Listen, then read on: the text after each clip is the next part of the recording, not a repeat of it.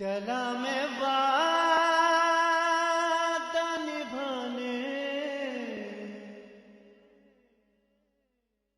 چلا میں وعدہ نبھانے، سلام ماں کے مزار، سلام نانا کے روزے، سلام ماں کے مزار، سلام نانا کے روزے، سلام ماں کے مزار، سلام نانا کے روزے، سلام ماں کے مزار، چلا میں وعدہ نبھانے، چلا میں وعدہ نبھانے، سلام ماں کے مزار، سلام نانا کے روزے، سلام ماں کے مزار۔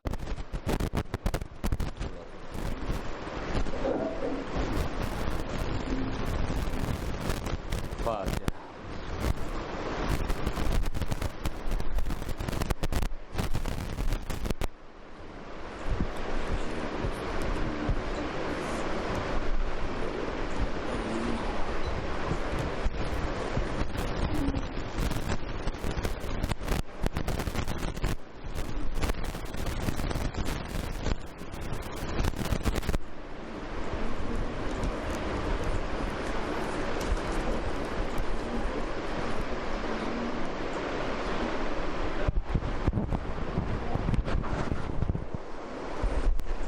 لا حول ولا قوة إلا بالله العلي العظيم۔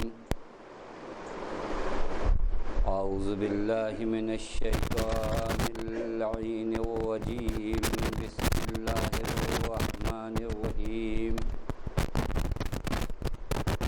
الحمد لله الذي علا في توحده ودنا في تفرده، وجل في شانه وعظم في أركانه، والصلاة والسلام على أشرف الأنبياء والمرسلين، حبيب إله العالمين، مولا ومولى الثقلين، جد الحسن والحسين، مولانا بالقاسم محمد،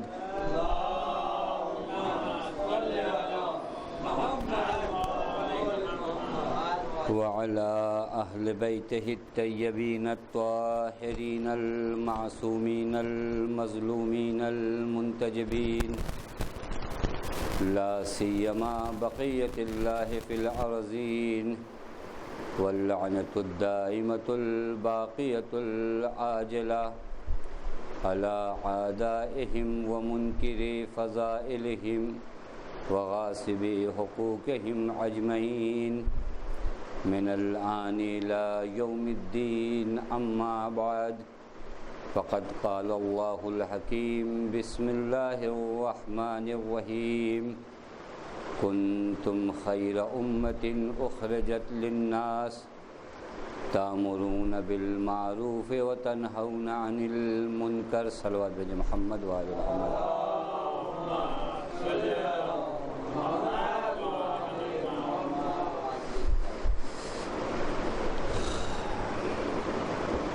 آج کی یہ انقلابی رات جس شب میں حسین ابن علی ایک انقلاب برپا کرنے کے لیے آمادہ ہیں، یہ پوری رات خاندان عصمت و طہارت کربلا کو برپا کرنے کے لیے تیار ہے، لہٰذا اس رات کی عظمت اور اس رات کی برکت اہل ولا کے لیے کسی تعارف کا محتاج نہیں ہے۔ ایسی بعظمت رات کہ جس رات کے ختم ہو جانے کے بعد کربلا کے سفر کا آغاز ہوگا، اور واقعاً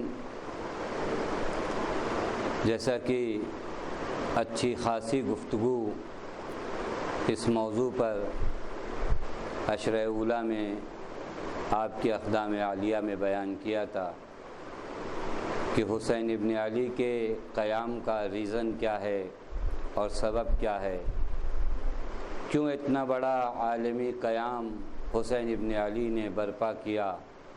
آج کی وہ تاریخ ہے جہاں انسان کے لیے سوال ذہنوں میں اٹھنا چاہیے۔ شاید واقعاً کبھی کبھار سن کر افسوس بھی ہوتا ہے کہ جب 28 رجب کی مجالس منعقد ہوتی ہے،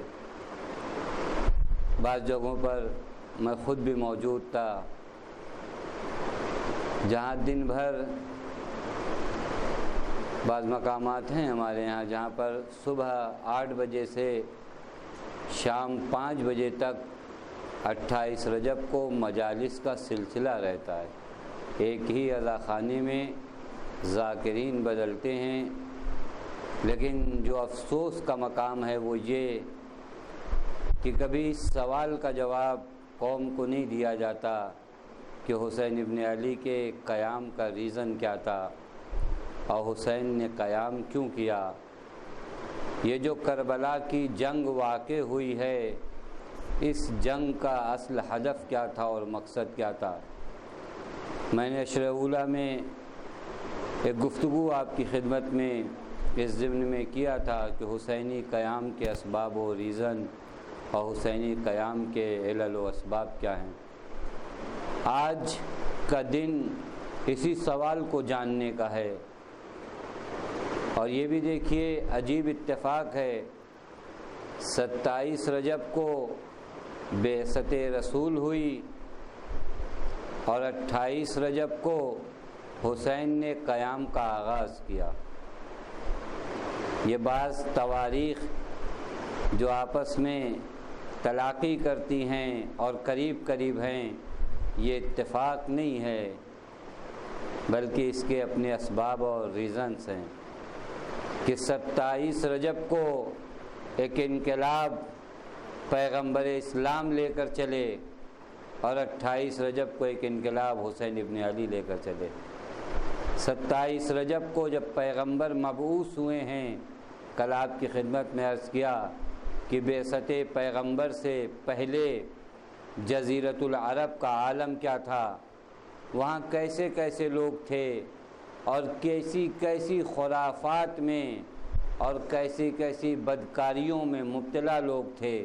تو پیغمبر 27 رجب کو مبعوث ہوئے تاکہ ان برائیوں کو اس معاشرے سے، اس سوسائٹی سے نکال پھینکیں، اور 28 رجب کو اسی نانا کے نواسے نے پھر انہی برائیوں کو اس سماج میں دیکھا تو دوبارہ حسین نے قیام کیا۔ وہی پورا عالم جو پیغمبر کی بعثت سے پہلے تھا، ان ظالم حکومتوں نے بعثت سے پہلے کے ماحول کو اور کنڈیشن کو اور حالات کو دوبارہ امت کے درمیان رائج کر دیا تھا۔ بعثت سے پہلے ہوتا کیا تھا؟ بعثت سے پہلے رواج یہ تھا کہ اگر کوئی طاقتور ہے تو کمزور کو مار ڈالے، اگر کوئی طاقتور ہے تو کمزور کا مال و اسباب چھین لے، اگر کوئی طاقتور ہے تو کمزور کی ناموس اس سے محفوظ نہیں رہتی۔ 40 سال تک جنگیں ایک بہت معمولی سی باتوں پر ہوتی تھیں، قبیلائی جنگ تھی، خاندانی جنگ تھی۔ جن کے پاس پیسہ تھا ان کے پیسوں میں اور زیادتی کی جاتی تھی، اور جن کے پاس کچھ نہیں تھا ان کا کوئی پرسان حال نہیں تھا۔ یہ بعثت کا ماحول تھا، اور پورا جزیرۃ العرب کچھ لوگوں کو چھوڑ کے بت پرستی کے جرم میں مرتکب تھا۔ یہ حال تھا بعثت سے پہلے۔ تو اس وقت ایک انقلاب لے کر چلے پیغمبر اسلام، اور یہی پوری سچویشن اور یہی پوری حالات اور یہی کنڈیشن جب حسین نے محسوس کی تو حسین نے بھی اسی قیام کا آغاز کیا، اور حسین نے کہا انی لم اخرج اشرا ولا بطرا، میں ظلم و فساد کے لیے نہیں نکل رہا ہوں، انما خرجت لطلب الاصلاح فی امت جدی، میں اپنے نانا کی امت کی اصلاح کے لیے نکل رہا ہوں، یعنی وہ امت جسے میری نانا نے سدھارا تھا آج یہ امت پھر اسی دوران جاہلیت کی جانب جا رہی ہے، لہٰذا چونکہ میں پیغمبر کا حقیقی وارث ہوں، میرے دوستو عزیزو، وراثت کا دعویٰ کرنا اور ہے، پیغمبر کی مسند پر بیٹھنا اور ہے، اپنے آپ کو پیغمبر کا جانشین کہلوانا اور ہے، لیکن جو حقیقی وارث ہوگا وہ کوئی اور ہے۔ جب حقیقی وارث کے سامنے میراث پیغمبر لوٹی جائے گی تو وہ خاموش نہیں رہے گا، وگرنہ دعوے کرنے والے تو بہت ہیں، سارا مدینہ خاموش ہے، لیکن اگر کوئی بول رہا ہے تو حسین بول رہے ہیں، کیونکہ پیغمبر کے حقیقی وارث حسین ہیں، بقیہ جتنوں نے اپنے آپ کو ارث کا دعویٰ کیا یہ سب جھوٹے ہیں، وگرنہ پیغمبر کا حقیقی وارث حسین ابن علی ہے، اور آپ جانتے ہیں وارث کے سامنے میراث نہیں لوٹی جا سکتی، وارث خاموش نہیں کھڑا ہوتا، کیونکہ میراث اس کے باپ کی ہے، میراث اس کے نانا کی ہے، میراث اس کے جد کی ہے، دنیا خاموش رہے تو رہے لیکن حسین خاموش نہیں رہ سکتا، لہذا حسین نے جب ایسے حالات دیکھے کہ کیسے حالات پیش آئے، میرے دوستو عزیزو، میرے لیے خود ایک سوال ہے کہ اس امت کو جسے پیغمبر نے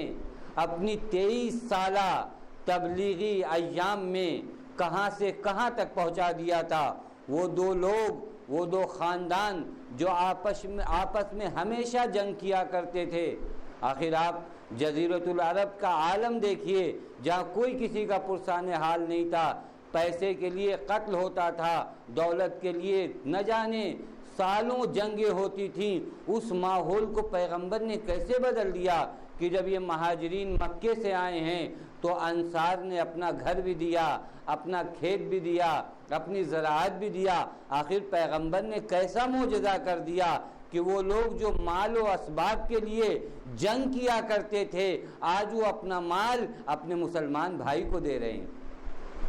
کس طرح ماحول کو پیغمبر نے بدلا، اس ماحول کو پیغمبر نے بدلا جہاں غلام کی ہمت نہیں ہوتی تھی کہ اپنے آقا کے سامنے لب کشائی کرے، لیکن پیغمبر نے ایسی عبادت کو جعل کیا اور حق تعالیٰ کی طرف سے ایسا پیغام لے کر آئے کہ نہ کوئی غلام رہا اور نہ کوئی آقا رہا، پیغمبر نے مسجد کی چھت کے نیچے غلام و آقا کو ایک طرف لا کر کھڑا کر دیا۔ یہ کون سا اخلاق تھا؟ تاریخ میں ملتا ہے کہ پیغمبر جب تشریف فرما ہوتے تھے کسی مجلس میں اور کسی مقام پر، لوگوں کو اندازہ نہیں ہوتا تھا کہ یہ ان کے حاکم کی جگہ ہے۔ پیغمبر نے کبھی بھی بیٹھنے کے لیے الگ جگہ کا انتخاب نہیں کیا، ہمیشہ اس جگہ پر بیٹھتے تھے جو خالی ہوا کرتی تھی۔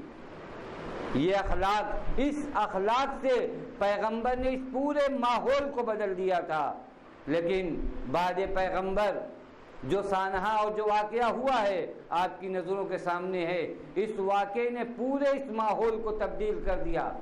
وہ امت جو دور جاہلیت سے نکل کر دور محمدی تک آ گئی تھی، اسی امت کو دوبارہ دور جاہلیت تک لے جایا جا رہا تھا اور عالم پھر وہی ہو گیا تھا۔ اور میں آپ کی خدمت میں بس اتنا عرض کرنا چاہتا ہوں کہ میرے دوستو عزیزو، ایک سوال شاید آپ کے بھی ذہن میں ہو، وہ لوگ جو پیغمبر کے ساتھ ہر جنگوں میں تھے، وہ لوگ جو مومن تھے، نمازیں پڑھتے تھے، روزہ رکھتے تھے، مسجدیں جن سے بھری ہوئی تھیں، آخر اس زمانے میں ایک ظالم کیسے تخت خلافت پہ بیٹھ گیا؟ ایک ظالم کیسے بدعات کو رائج کر رہا ہے اور امت مسلمہ خاموش ہے؟ آخر ایسا کیوں ہوا؟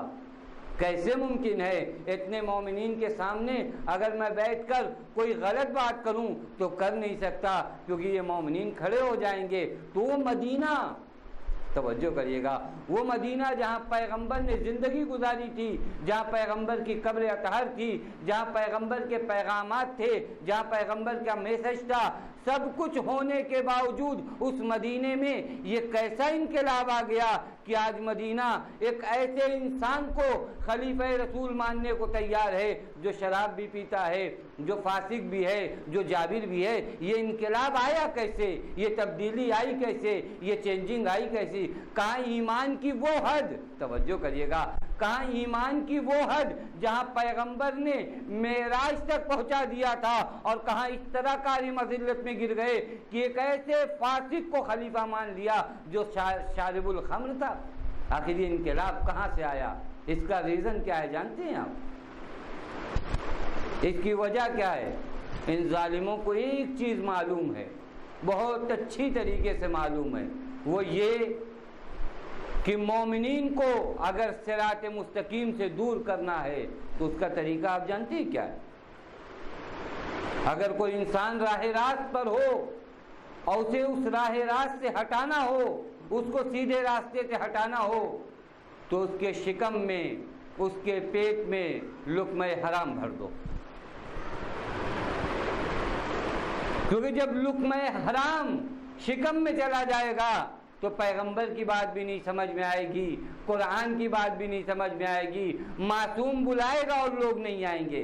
اور ان ظالموں کو بہت اچھی طریقے سے پتا تھا۔ کسی نے حجاج بن یوسف ثقفی سے کہا جب وہ والی کوفہ ہوا ہے، دیکھیے تاریخ کے شواہد ہیں جسے آپ دیکھیے کہ کیسے ایک امت کو چینج کر دیا جاتا ہے۔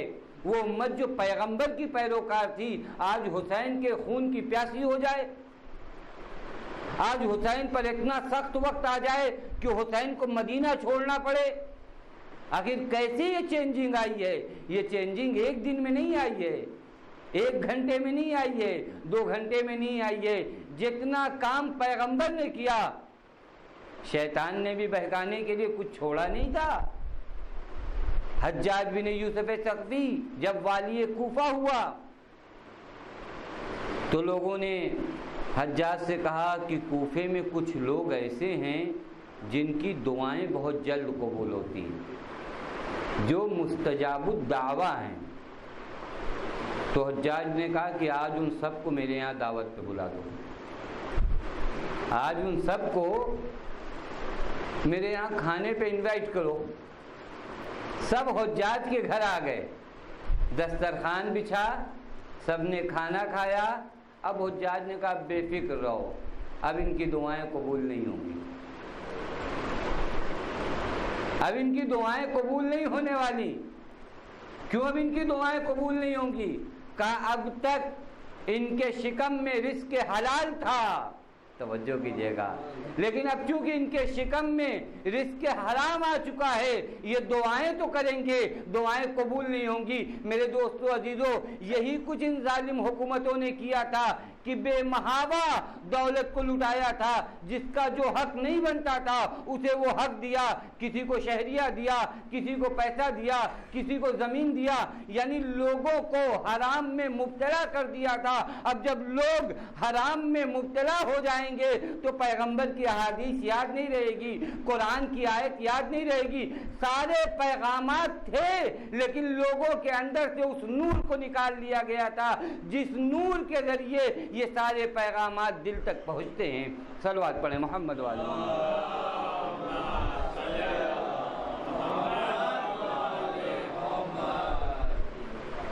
یہ 1-2 دن میں یہ چینجنگ نہیں آئی ہے کہ اتنا بڑا انقلاب حسین ابن علی کو برپا کرنا پڑا۔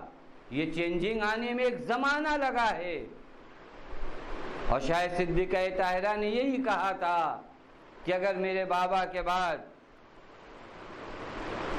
وہ جو حق تھا حقدار تک پہنچ جاتا تو آج یہ دنیا جنت ہو جاتی۔ کیونکہ جس مرحلے تک پیغمبر نے پہنچایا تھا، آپ جانتے ہیں میرے دوستو عزیزو، مثالیں دے دوں شاید بات واضح ہو جائے بچوں کے لیے۔ دیکھیں دین جو ہے، اس پہ ڈسکس بھی ہو چکی ہے بسا اوقات بعض لوگوں سے، کہ دین جو ہے اس کا ایک سلسلہ ہے۔ جیسے کلاس ہوتی ہے، کلاسوں میں بچہ پہلے KG میں جاتا ہے، پھر سینئر KG میں، پھر پہلی میں، دوسری میں، تیسری میں، اسی طرح بڑھتا ہے۔ کوئی بھی بچہ پہلے دن 10ویں میں نہیں جاتا، ہائی اسکول میں نہیں جاتا۔ یہ مرحلے ہوتے ہیں، اس کو طے کرنا ہوتا ہے۔ یہ جو ادیان آسمان سے آئے ہیں، جناب آدم، جناب نوح، جناب عیسیٰ، جناب موسیٰ، یہ کلاس وائز ہیں، انسانیت کی کلاس ہے یہ۔ انسانیت کو آدم نے کسی منزل تک پہنچایا، پھر اس کے بعد اس کاروان کو جناب نوح لے کر چلے، جناب نوح کے بعد اس کاروان کو مثلا جناب ابراہیم لے کر چلے، اس کے بعد جناب موسیٰ و جناب عیسیٰ لے کر چلے۔ پس کلاس بدلتی رہی، پیغام ایک تھا۔ آپ یہ نہیں کہہ سکتے کہ کے جی کے طالب علم کو اور کے جی کے اسٹوڈنٹ کو تعلیم نہیں دلائی جاتی، کہ نہیں دلائی گئی ہے، اسے بھی تعلیم دی جاتی ہے، لیکن اسی کے لیول کے مطابق۔ جب یہ پہلی میں پہنچے گا، تعلیم نہیں بدلی، توجہ فرمائیے گا، کتابیں بدلی ہیں، چونکہ اب اس کی سطح فکر تھوڑا اوپر آ گئی ہے، لیول اوپر آ گیا ہے، لہذا اب اسے کچھ اور باتیں بتائی جائیں گی۔ یہی حال دین کا ہے، نہ دین ابراہیمی الگ تھا، نہ دین عیسیٰ الگ ہے، نہ دین موسیٰ الگ ہے، نہ آدم و نوح کا پیغام الگ ہے، سب کا پیغام ایک تھا، لیکن یہ سارے پیغامات دھیرے دھیرے انسانیت تک آ رہے تھے، کیونکہ پہلے مرحلے پر اس انسان کے اندر اتنی قدرت نہیں تھی کہ رسول کے میسج کو سمجھ سکے، لہذا دھیرے دھیرے چلتا رہا، یہاں تک پیغمبر نے وہ آخری تعلیم دی۔ اب اس کے بعد تعلیم ختم نہیں ہوئی تھی، ابھی سے اور آگے بڑھنا تھا، لیکن ہوا کیا، کلاس یہیں سے ڈسٹرب ہو گئی۔ توجہ کریے گا، کلاس کہاں سے ڈسٹرب ہوئی؟ اگر پیغمبر کے بعد وہ جو حقیقی وارث تھا، جس منزل تک انسانیت کو پیغمبر نے پہنچایا تھا، اگر انسانیت علی کا دامن تھام لیتی، توجہ کریے گا، تو اب علی اس سے اوپر لے جاتے، کیونکہ اللہ نے انسان کو کسی ایک مقام پر کھڑا رہنے کے لیے خلق نہیں کیا ہے۔ پروردگار عالم چاہتا ہے کہ انسان روزانہ ترقی کرتا رہے۔ شریعت ختم ہوئی تھی، شریعت کے پیغام نہیں ختم ہوئے تھے، توجہ کریے گا، شریعت پیغمبر شریعت آخر تھی، لیکن اس کے پیغامات تھے، لیکن چونکہ سلسلہ یہیں ختم کر دیا گیا، امت دوبارہ ایک تعلیم چلی، بیچ میں آپ کیا کر دیں، اس تعلیم کے سلسلے کو ختم کر دیں، اور پھر اس کے بعد ایسی تعلیم دی جائے جو تعلیم الہی کے مخالف ہو۔ اب حال کیا ہوگا، جہاں تھے دوبارہ پھر وہیں، اب جب دوبارہ پھر وہیں، تو پھر کوئی معلم آئے، وہ باتیں جو دنیا کی ہوس و ہوس نے انہیں بھلا دیا ہے، دوبارہ یاد دلائے، چونکہ کیسے کیسے دور سے یہ امت گزری ہے، اس درمیان وہ قابل ذکر نہیں ہے۔ اگر ان باتوں کو میں صرف بیان کروں، شاید ایک وقت لگے کہ کیسی کیسی بدعات پیغمبر کے بعد اس امت میں جاری کی گئی ہیں اور رائج کی گئی ہیں، جہاں علی جیسی ذات پر سب و شتم ہوتا ہے اور لعن و طعن ہوتی ہے ذات علی پر، اس امت کا معیار کیا رہ جائے گا، مجھے انصاف سے بتائیے۔ جہاں علی کے بارے میں کہا جاتا ہو اللہم ان ابا تراب قد الہدا فی دینک وصد عن سبیلک، ذات علی کے بارے میں کہا جاتا ہے اے میرے اللہ، ابا تراب نے تیرے دین میں الحاد پیدا کر دیا ہے اور تیرے راستے کو بند کر دیا ہے۔ یہ کس کے بارے میں؟ ذات علی کے بارے میں جہاں ایسی باتیں ہوں، اگر کوئی لعن کرنا بھول جائے علی پر تو کفارہ ادا کرتا ہے۔ کس کار مذلت میں ہے امت؟ اب ایسی امت کے سامنے حسین کو انقلاب لانا ہے، حسین کو اس امت کو اس ماحول سے نکالنا ہے، اور واقعاً سخت ہے۔ وہ امت جو دنیا میں ڈوب چکی ہے، وہ امت جو فساد میں ڈوب چکی ہے، وہی ساری بدعات، وہی سارے فساد جو بعثت سے پہلے تھے، وہی سب کچھ آ گئے۔ میں تاریخی شواہد پیش کر کے وقت خراب نہیں کرنا چاہتا اس منزل پر، کیونکہ ایک مقصد تک آپ کو لے جانا ہے کہ وہی سارے فساد جو بعثت سے پہلے تھے، وہی اس امت میں پھر آ چکے تھے۔ زنا، فسق و فجور، ربا، وہ ساری چیزیں جس سے پیغمبر نے نکالا تھا دوبارہ اس امت تک پہنچ چکی تھی، دوبارہ اس امت تک پہنچ چکی تھی۔ جہاں زنا زادے کو خود سے منسوب کرتا ہے وہ شخص جو مسند خلافت پہ بیٹھا ہوا ہے، اب حال اس کا یہ ہے۔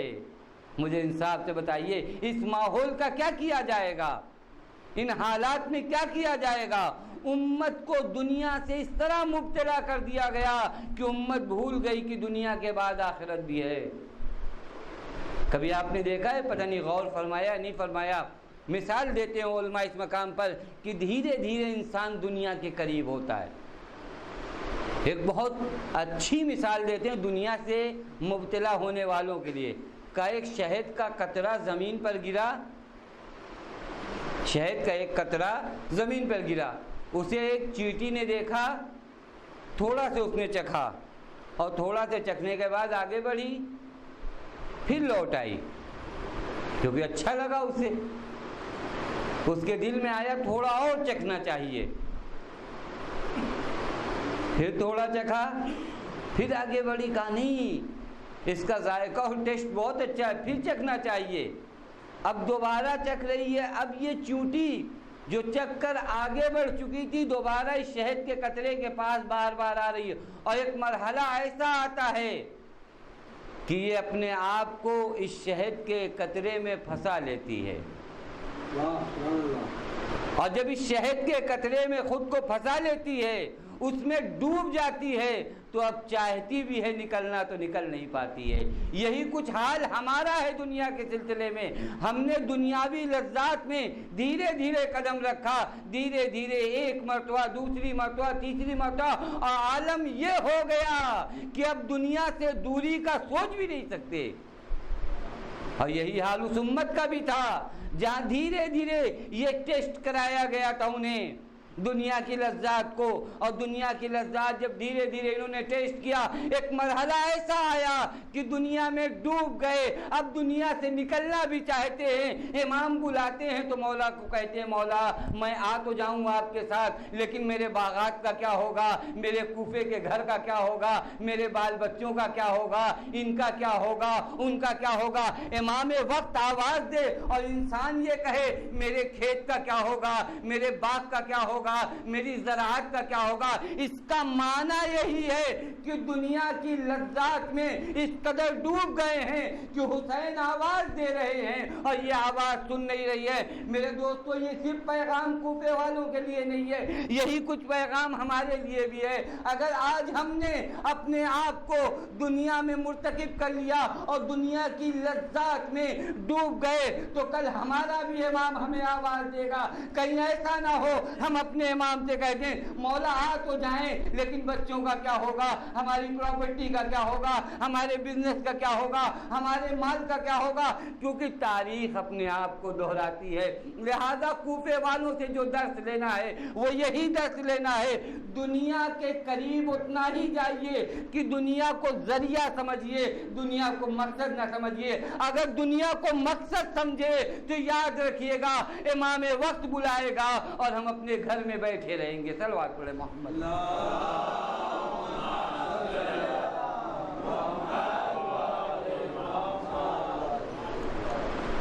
یہی حال تھا اس امت کا۔ حسین اس امت کو وہاں سے نکالنا چاہتے تھے، یہ اپنی تسبیح و تحلیل میں خوش تھے۔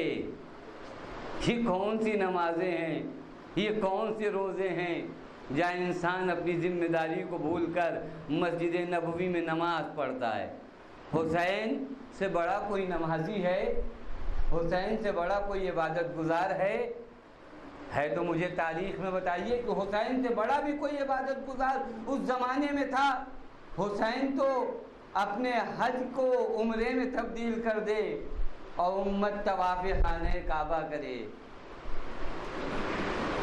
حسین مسجد نبوی کو چھوڑ دیں اور امت مسجد نبوی کو بہانہ بنائے بیٹھی رہے۔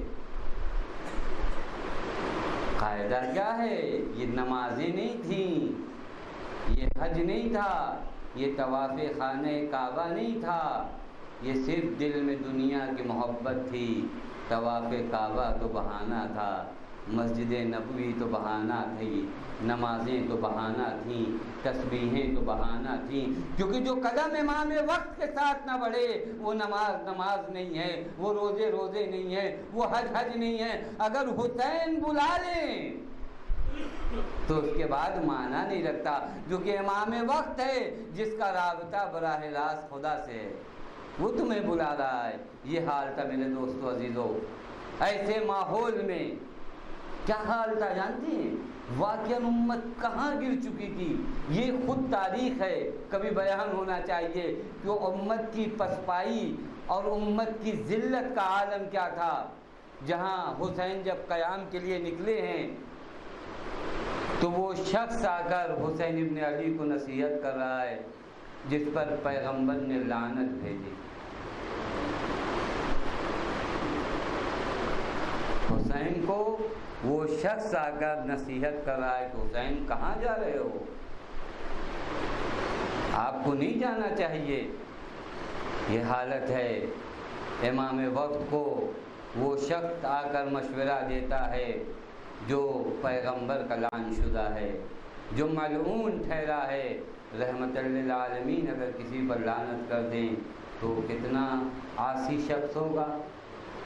مولا سے کہتا ہے کہاں جا رہے ہو؟ امام نے کہا تو ہمیں سمجھانے آیا ہے، تجھ پر میرے نانا نے اس وقت لعنت کی جب تو اپنے باپ کے ساتھ تھا۔ اور پھر امام نے عجیب تاریخی جملہ کہا کہ دور ہو جا ہم سے، دور ہو جا، ہم اہل بیت عصمت و طہارت ہیں، ہمیں پہچان، ہم کسی سے ڈرنے والے نہیں ہیں، ہماری زبانیں حق کی عادت رکھتی ہیں، ہماری زبانوں سے حق کے علاوہ کچھ بھی نہیں نکلتا۔ ہمارے سر و تن میں جدائی تو ہو سکتی ہے لیکن ہماری زبان سے حق دور نہیں ہو سکتا۔ امام نے کہا ہاں یاد رکھ تجھ سے یہی امید تھی، کیونکہ جس پر پیغمبر لعنت بھیجے ہاں وہ ضرور حاکم شام کا دفاع کرے گا۔ یہ امام نے ایک تاریخ دہرایا۔ امام نے کہا انا للہ و انا الیہ راجعون، کلمہ استرجاع پڑھا میرے مولا نے، اور پھر مولا فرماتے ہیں وعلی الاسلام السلام، ایسے اسلام کا فاتحہ پڑھ لو۔ اذ قد بلعت الامت براء مثل یزید، اگر امت کا حاکم یزید ہو جائے تو علی الاسلام السلام، تو ایسے اسلام کا فاتحہ پڑھ لو، کیونکہ وہ اسلام نہیں ہے جہاں حاکم ایسا ظالم و جابر ہو جائے، جہاں فاسق و فاجر اگر حکمران ہو جائے تو اسلام کہاں رہ گیا؟ اسلام نہیں ہے۔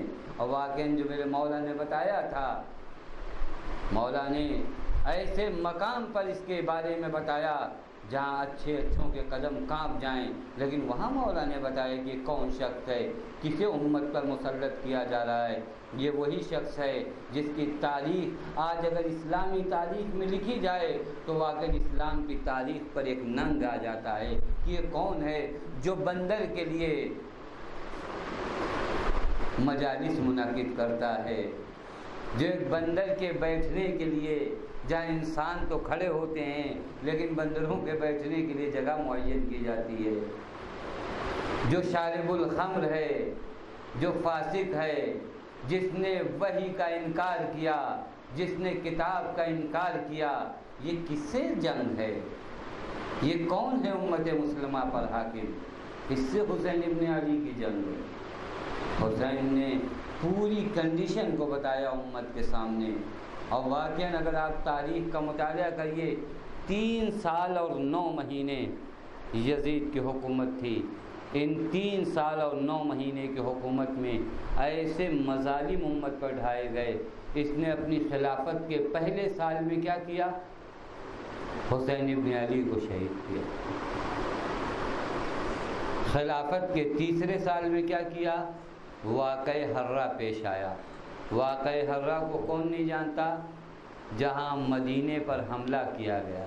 ان مدینے والوں کا قصور کیا تھا؟ جب حسین ابن علی شہید ہو چکے تھے تو مدینے سے ایک جماعت نکلی تاکہ شام کی کنڈیشن دیکھے اور شام کے حالات دیکھے کہ شام میں حاکم کیسا ہے، اور جب انہوں نے وہاں جا کر دیکھا کہ حاکم تو شارب الخمر ہے، انہوں نے آ کر مدینے والوں سے بتایا کہ ہم کس کی بیعت میں ہیں، وہ شراب پیتا ہے، وہ محارم سے نکاح کو جائز جانتا ہے۔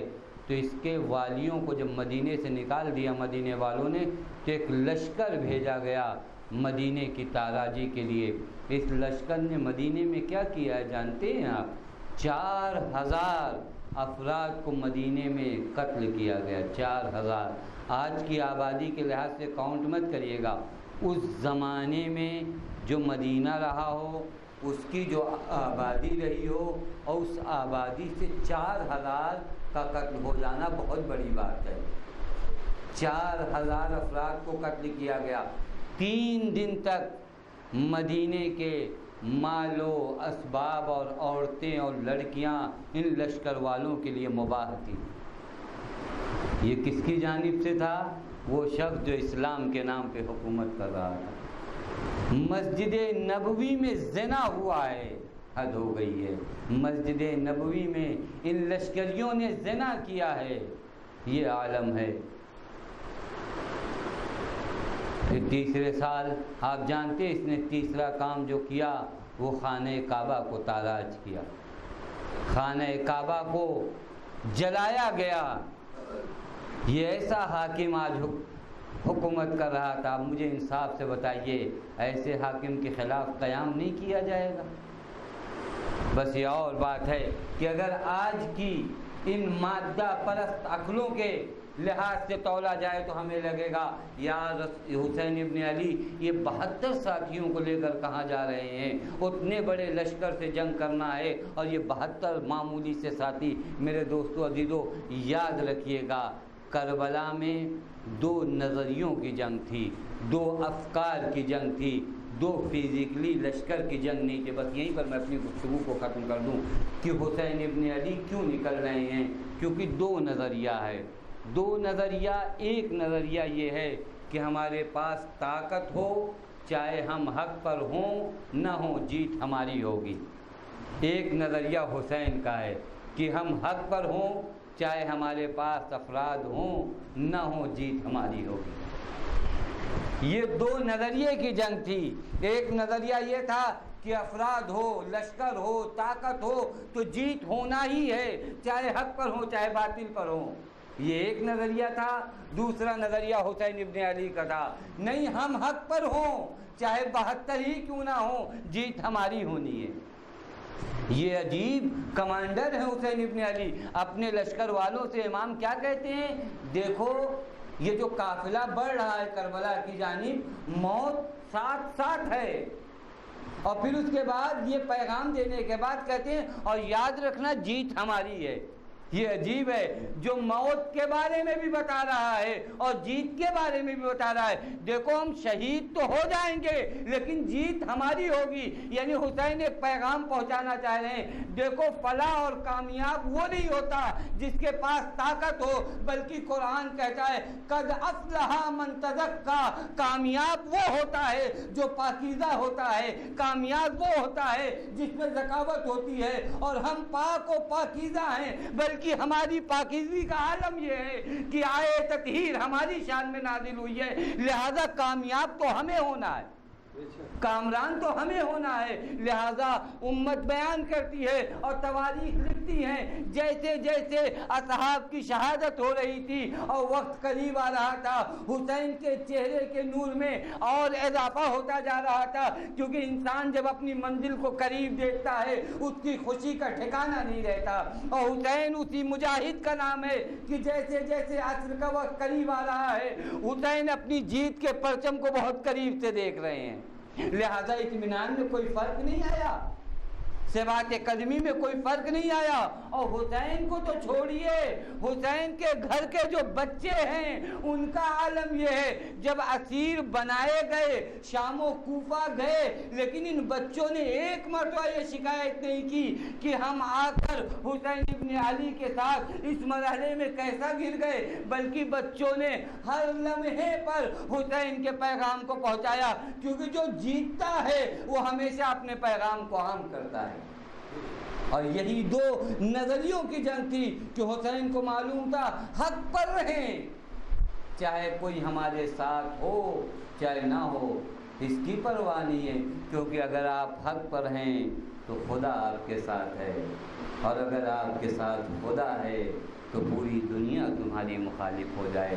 اور یہی میرے مولا نے ایک عجیب جملہ کہا، لو لم یکن فی الدنیا ملجا ولا مأوی لما باعیت یزید ابن معاویہ۔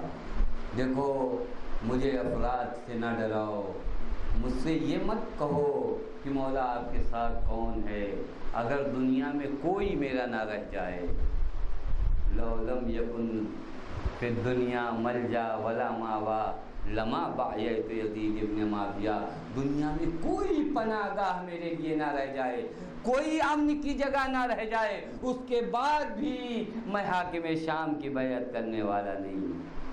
یہ وہی دعائے عرفہ کے جملے ہیں جو ابھی امام ذی الحجہ میں کہہ کے آئے ہیں، اے میرے اللہ مجھے اتنا بتا دے کہ جس نے تجھے پا لیا اس نے کیا کھویا، اور جس نے تجھے کھو دیا اس نے کیا پا لیا۔ اسی کو عملی میدان میں حسین لا رہے ہیں، اور حسین کا یہ کاروان بڑھتا ہوا جا رہا ہے۔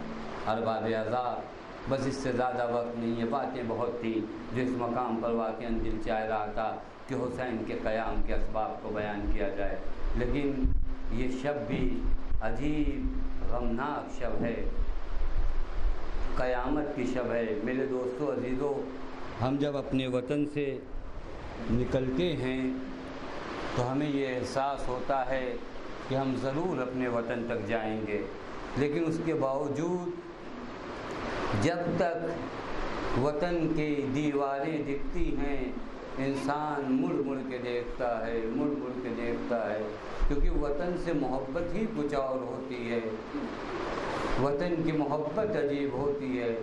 لیکن اگر وطن حسین جیسا وطن ہو، جہاں ماں کی مزار ہو، جہاں نانا کا روضہ ہو، جہاں یہ بھی معلوم ہو کہ اب جا تو رہے ہیں لیکن واپس نہیں آئیں گے، اب عالم کیا رہا ہو۔ یہ آخری شب ہے جب حسین پیغمبر کا چہیتا اپنے نانا کے مدینے میں آخری رات گزار رہا ہے۔ ارباب عزا 28 رجب کے مصائب نہایت سخت ہے میرے دوستو عزیزو۔ جب امام کو بلایا گیا دربار میں تو چاہنے والی بہن نے، علماء کہتے چاہنے والی بہن نے کہا بھیا حسین میں تمہیں تنہا نہیں جانے دوں گی، اے بھیا حسین ارے ظالموں کا دربار ہے، میرے بھیا عباس کو ساتھ لیتے جاؤ، اکبر کو ساتھ لیتے جاؤ۔ اے ارباب عزا، بہن نے بنی ہاشم کے حلقے میں اپنے بھائی کو دربار تک بھیجا۔ میں ہاتھوں کو جوڑ کر صرف اتنا سوال کروں، اے میری شہزادی یہ تو مدینہ ہے نا شہزادی، دربار میں بلایا گیا ہے لیکن آپ کو یہ برداشت نہ ہوا کہ میرا بھائی تنہا دربار تک جائے۔ اے بی بی زینب ارے اس وقت کیا کرو گی جب حسین نظر یمیناً و شمالا، کبھی دائیں دیکھیں گے کبھی بائیں دیکھیں گے اور آواز دیں گے اے میرے شیرو ارے تم کہاں سو رہے ہو، تمہیں تمہارا مولا آواز دے رہا ہے۔ ہر باب عزا بہن نے بھائی کو رخصت کیا۔ علماء کہتے ہیں کہ مولا جب دربار پہنچے ہیں، دربار میں جو منظر پیش آیا، اے ارباب عزا آپ دربار کا منظر بھی جانتے ہیں، دربار میں کیا ہوا۔ دربار میں جب حسین کی آواز بلند ہوئی ہے تو غازی عباس اپنی تلوار کو نیام سے باہر نکالے، ارے دربار میں داخل ہو گئے۔ نہ جانے حسین کا دل کتنا بڑا ہو گیا ہوگا، ارے میرا بھائی کو گلے لگا لیا ہوگا، اے بھیا عباس تیری محبت کو حسین قربان ہو جائے، لیکن بھیا یہ مدینہ ہے کربلا نہیں۔ ارباب عزا جب بیت الشرف کی جانب تشریف لا رہے ہیں تو عالم عجیب ہے۔ جانتے ہیں بیت الشرف کا عالم کیا ہے؟ زینب ہیں جو گھر میں ایک جگہ پر بیٹھی نہیں ہے، بہن بے تاب ہے، بہن مضطرب ہے، بہن پریشان ہے۔ معلوم کیوں پریشان ہے؟ کیونکہ بہن جانتی ہے بھائی ظالموں کے دربار میں گیا ہے، لیکن میں بس اتنا ہاتھوں کو جوڑ کے کہوں گا، اے شہزادی، ارے عباس ساتھ گئے ہیں لیکن اس کے باوجود شہزادی ہے خیاق بیت الشرف میں ایک مقام پر بیٹھتی نہیں۔ نہ جانے اس وقت کیا عالم رہا ہوگا جب آخری وقت حسین گئے تھے، اب تو کوئی ساتھ بھی نہ تھا۔ اس وقت زینب کا عالم کیا تھا؟ حاجی جو زینب کا عالم یہ تھا کہ زینب خیمے سے نکل آئی تھی اور پتر سعد کو خطاب کر کے کہا، اے پتر سعد، ارے میرا ماجایا شہید کیا جا رہا ہے۔ ارباب عزا گھر میں تشریف لائے، بہن سے کہا، بہن زینب اب مدینہ رہنے کے لائق نہیں ہے، بہن سامان سفر آمادہ کرو، بہن ہم یہاں سے کوچ کر جائیں گے۔ ارباب عزا سامان سفر آمادہ ہونے لگے۔ اے عزیزو، وہ آخری مراحل ہیں، مجھے نہیں معلوم کون سے مصائب پڑھوں اور کون سے مصائب نہ پڑھوں۔ اب حسین نانا کی مزار کی جانب جا رہے ہیں تاکہ آخری ودا کر لیں۔ علماء اور تاریخ کی مقاتل کی کتابیں لکھتی ہیں کہ حسین جب مزار پہ جا رہے ہیں، جس کی قبر پہ جا رہے ہیں، انداز جانے کا عجیب ہے۔ نانا کی مزار پر کسی اور انداز پہ گئے، بھائی کی مزار پر وقار و سکینہ کے ساتھ گئے، لیکن یہ ماں کا لاڈلا جب ماں کی قبر اطہر کے قریب جا رہا ہے تو عالم عجیب ہے۔ علماء نے اس منظر کو لکھا، ارے جیسے کئی دن کا بچھڑا ہوا بچہ اپنی ماں کو پا جائے۔ ارے میرا امام دوڑتے ہوئے قبر زہرا پہ گر گیا، اے اماں تیرا حسین جا رہا۔ ارباب عزا میں نہیں جانتا کیسے قبر سے رخصت ہوئے، بس ارباب عزا قبر سے رخصت ہوئے، لوٹ کر آئے۔ زینب آمادہ ہو جاؤ۔ ارباب عزا عالم جانتے ہیں کیا ہے مدینے کا؟ کنٹرول کس کے ہاتھ میں ہے؟ محلہ بنی ہاشم میں کوئی آ نہیں سکتا، کیونکہ آج عباس کو معلوم ہے کہ زینب سوار ہونے والی ہے، زینب ہماری تک جانے والی ہے، رباب جانے والی ہے۔ ایسے ماحول آمادہ کر رکھا ہے، بیویاں تیار ہیں سواریوں پر بیٹھنے کے لیے، لیکن اس سے پہلے ایک عجیب منظر ہے۔ بی بی صغرا ہیں جو عالم تب میں ہیں، بخار سے عجیب حالت ہے، ماں کے قریب آتی ہیں اور ماں کے قریب آنے کے بعد کہتی، اماں اماں اماں، جب سے بھیا اصغر کی ولادت ہوئی ہے اماں اس بہن نے اپنی گود میں نہیں لیا۔ اے میری بیوی، آپ نے ابھی تک گود میں کیوں نہیں لیا؟ شاید آواز آئے۔ ارے مجھے کیا پتا تھا کہ یہ قافلہ چلا جائے گا؟ ارے میں تو انتظار کر رہی تھی میری طبیعت صحیح ہوگی، میں اپنے بھیا کو اپنی آغوش میں لوں گی، لیکن آج تو یہ قافلہ جا رہا ہے۔ بس ارباب عزا بہن نے بھائی کو گود میں لیا۔ ارباب مقاتل لکھتے ہیں کہ بہن نے بھائی کے کانوں میں کچھ کہا، بہن نے بھائی کے کانوں میں کچھ کہا اور اس کے بعد اصغر بہن کی آغوش میں چمٹ گئے۔ ماں آتی ہے، اصغر بیٹا آ جاؤ آغوش میں، اصغر آنے کو تیار نہیں، سب آئے، اصغر آنے کو تیار نہیں۔ بی بی زینب نے بھی بلایا لیکن اصغر آنے کو تیار نہیں۔ ارے امام حسین کو خبر ملی، کیوں تاخیر کی وجہ کیا ہے؟ جواب ملا، مولا مولا اصغر، مولا اصغر بہن کی آغوش سے جدا ہونے کے لیے تیار نہیں۔ بس ارباب عزا حسین قریب آئے، حسین قریب آئے اور اصغر کے کانوں میں کچھ کہا۔ عجب نہیں حسین نے کہا ہو، اے اصغر اگر کربلا نہ چلو گے تو اتمام حجت کون کرے گا؟ اب اتنا کہنا تھا۔ اصغر نے بہن کے چہرے کی طرف ایک نظر کی ہوگی، اے بہن اصغر کو معاف کرنا، अरे मेरे सर जिम्मेदारी है, मुझे करबला फतह करना है।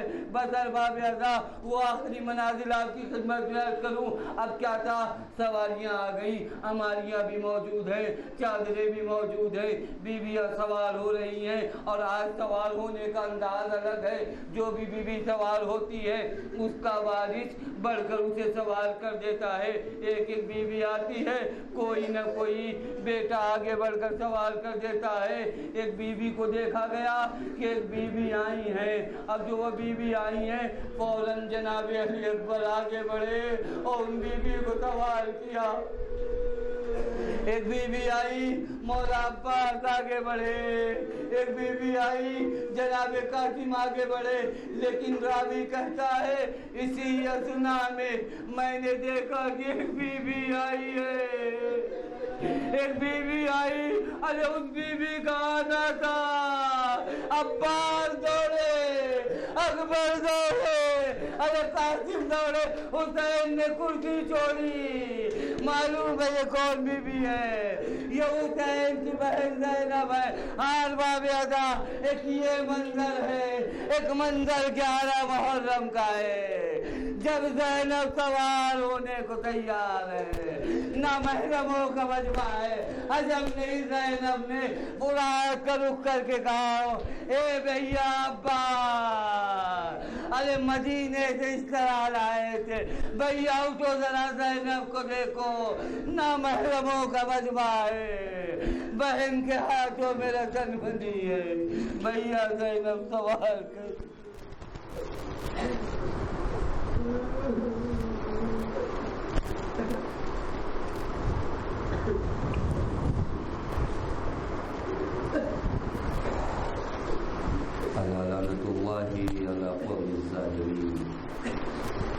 सयालमुल्लज़ीना ज़लमू अय्य मुनक़लबिन यन्क़लिबून इन्ना लिल्लाहि व इन्ना इलैहि राजिऊन रिज़न बिक़ज़ाइहि व तस्लीमुन बिअम्रिहि ला इलाहा तुझे तेरे हक़ का वास्ता, आले मोहम्मद के हक़ का वास्ता, हमारी इस मुख्तसर की इबादत को कबूल फरमा।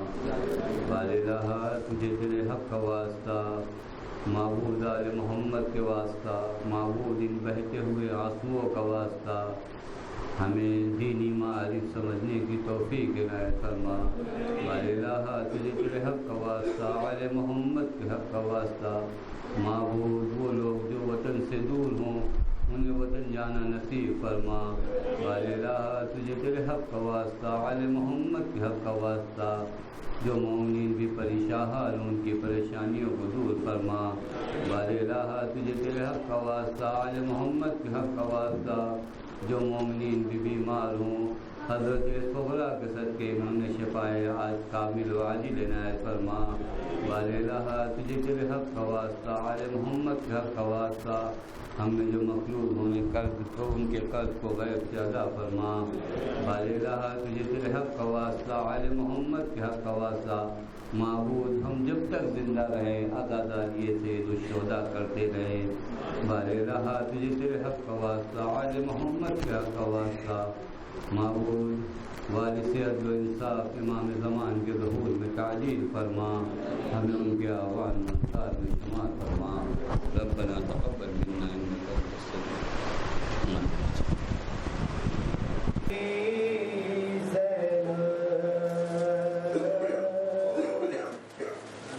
करीब आ गया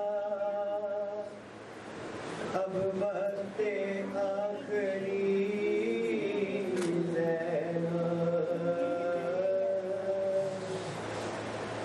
सलाम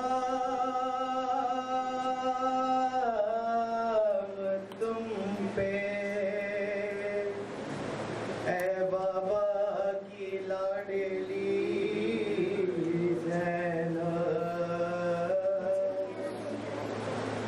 ज़ैनब ने कहा कौन है परदेस में मेरा,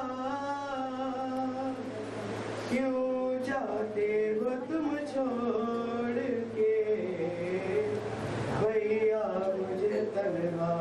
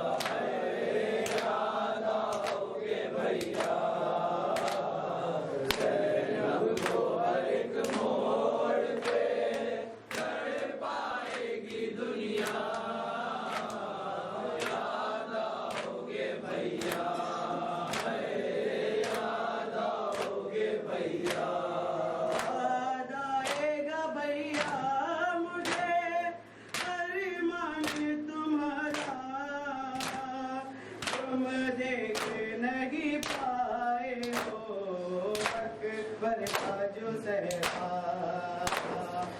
دعوت کوئی شادی کی مدینے میں جو دیکھا،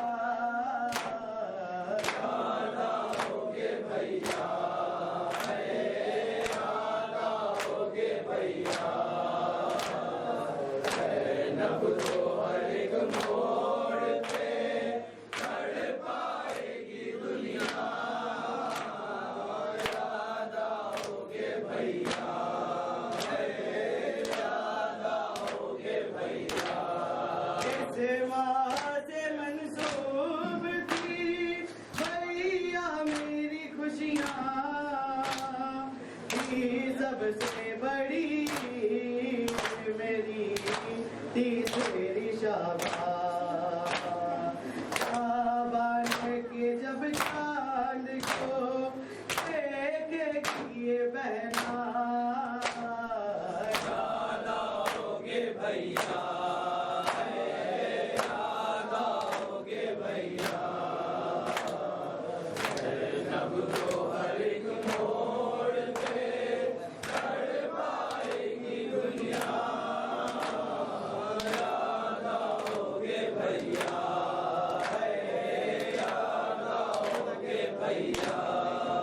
دینا تھا خیال آپ کا پردے کا برادر، لے جاتے تھے تم رات کو اماں کی لحد پہ، اب دیکھے گی زینب کے کھلے سے کو یہ دنیا،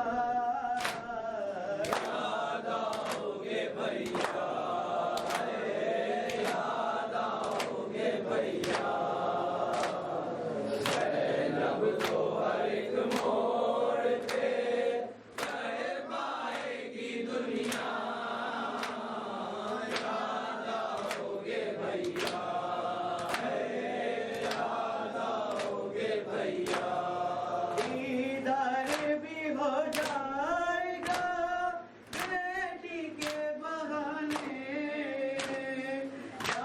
شام کے زندان میں ہوگے سلانے، ہوئے گی نہیں تب میری لوری سے سکینہ،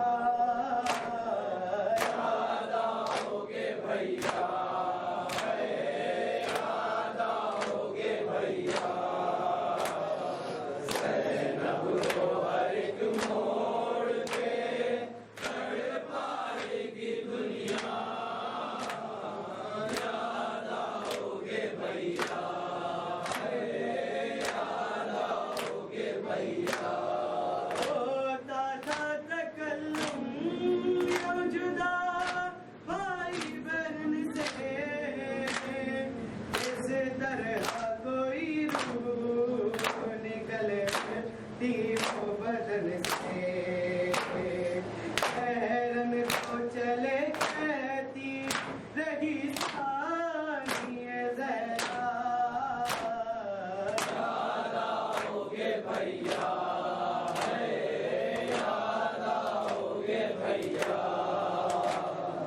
زینب کو ہر ایک موڑ پہ تڑپائے گی دنیا،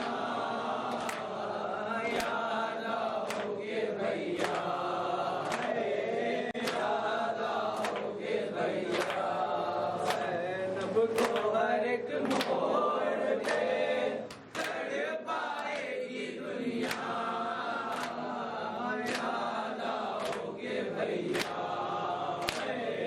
یاد آؤگے بھیا،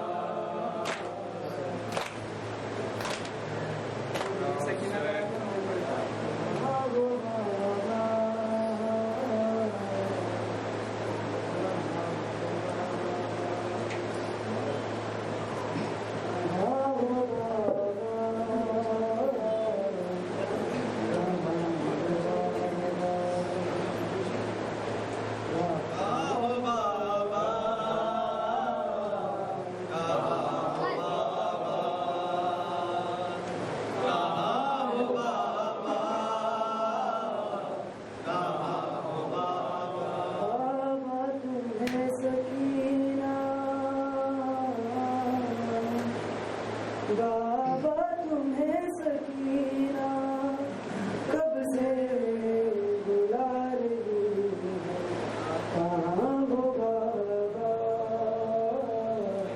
کہاں ہو بابا، کہاں ہو بابا،